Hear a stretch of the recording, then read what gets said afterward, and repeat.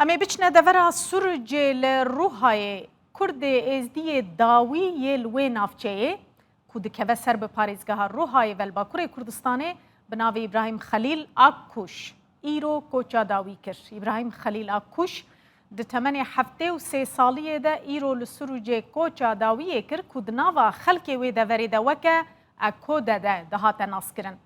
Li gorî agahiyên medyaya xwecihî cenazeyê İbrahim Xelîl Akkuş îro piştî nîvro li gundê Müzeybîl yê ser bi Sirûcê ve bi axê hate spartin.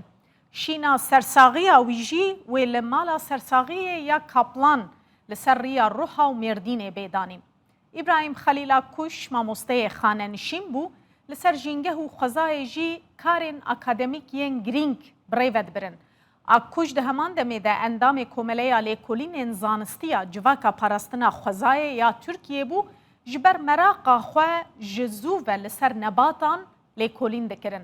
Akkuş li bexçeyê xwe jî şitlên fêkî û giyayên ku derman ji wan çêdibûn diçandin bê beramber li ser xelkê belav dikir. Siruc herêmeke girîng ya Êzdiyan bû, heta destpêka sed sala bîstan jî pira nîya niştecihên Sirûcê Kurdên Êzdî bû.